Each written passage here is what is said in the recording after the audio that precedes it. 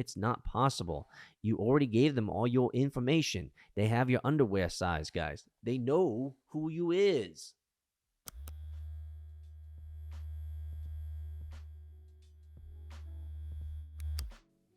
So we know there's a lot of stuff going on in Russia right now.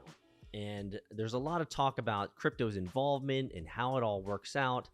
And when it comes to sanctions, what are the things that are going to be happening when it comes to crypto and Russia and the world economy? I found this article. I took a look at it, and I want to give you guys kind of the skinny of this article. And I think it's important for us to understand crypto's involvement in the world stage, especially when it comes to these wars that are cropping up. So let's get into it. The CEO of FTX US explains why you can't use exchanges to avoid sanctions. And this is a huge wake-up call, I think, for a lot of you guys who are out there who use centralized exchanges like your Coinbases, your Binance US, these types of things, that require anti-money laundering, AML, and KYC, know your customer, right? Just understand the implications, right? Just think about how could you be affected here if war were to affect us. Brett Harrison, the CEO of FTX US, said that in a recent public assertions that crypto is an effective means of evading sanctions couldn't be more wrong. So while people, and I've seen this stuff on Twitter pop up around, hey, you can use Bitcoin and cryptocurrency to avoid sanctions. Well, the question really is what medium of exchange are you using?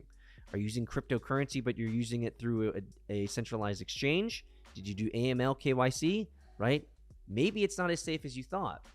Harrison said that regulated cryptocurrency exchanges have advanced technology and effective procedures for enforcing AML, anti-money laundering, and sanctions, making them an improbable road for moving sanctioned money.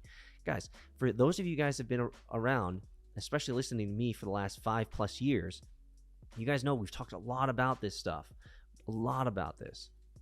AML and KYC regulations leave no wiggle room for sanctioned users, according to Harrison. So FTX US and all other exchanges that are registered in the US, for example, are required to collect identifying information of every single user, including name, date of birth, phone number, social security number, and photo ID. So you basically gave them everything that you give a bank anyway. So yeah, you're playing in the game of crypto, but you're still one step removed from true financial sovereignty, guys. Financial freedom, right? The bank, the Coinbase still owns, they custody your value. All of the information in an exchange collects, all of the information in the exchange they collect is cross-checked against government databases to ensure that the name given by the user matches their social security number. If the exchange can't verify the integrity of the information, the user is automatically rejected from the platform and prohibited from trading or buying. Users who get their identity verified are then checked against all lists and watch lists. So, I mean, once you move into these centralized crypto exchanges, guys, you are basically, they have to play by the same rules or similar rules as the banks do. So FTX US checks the US Treasury's Office of Foreign Assets Control, or OFAC, list, and the Department of Justice FBI wanted list, and the United Nations Consolidated Sanctions list. And these are only the lists that you know about, right? If found in any of those lists, right, the user's registration application is rejected. Going through the first two verification steps doesn't mean that a user is safe from additional controls, Harrison said. He also noted that FTX US and other exchanges also monitor users' fiat transactions. So when you move in fiat, guys, they watch in. Deposits or withdrawals from sanctioned banks or other blacklisted sources are blocked, and the user's account is locked. FTX US, for example, uses the same on-chain risk and transaction monitoring tools that other government agencies in the US use, Harrison said. These tools have databases of known sanctioned addresses, heuristics, and determine geographic locations and machine learning algos that identify suspicious patterns in transfer histories. If we detect any suspicious activity, we block the user from moving assets, he explained. So, I mean, he's basically explaining what those in the banking security world, AML, KYC world, have been using for decades. right? It's no different here. Cryptocurrency exchanges have extremely advanced technology and effective procedures for enforcing anti-money laundering regulations and sanctions.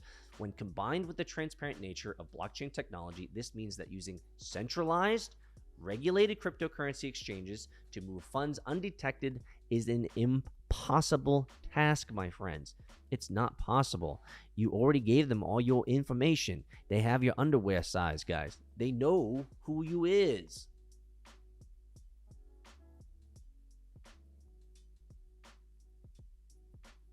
So, recent allegations that Russian companies and individuals would retort to cryptocurrencies to avoid crippling sanctions imposed by the West have little to no merit, especially if you're using those centralized exchanges, guys. That's the point.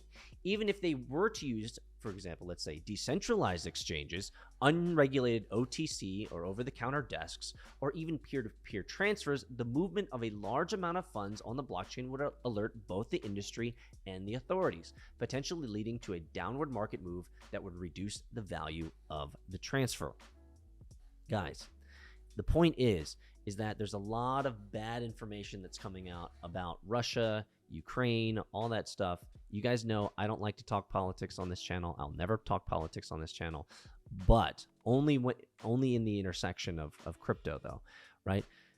And so this is important to know. This is a reminder for you guys, especially many of you guys who are on centralized exchanges. What did Andreas Antonopoulos tell us, right?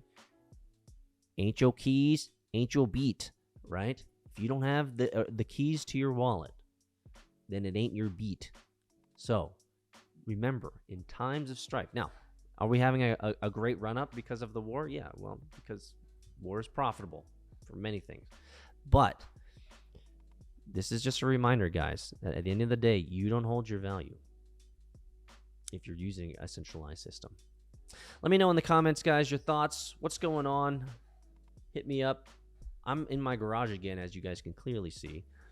And I'll do some more personal videos soon. I'll do some live streams and stuff like that. But let me know what you guys want to see. Starting over again. Once again. Smash the like button, guys.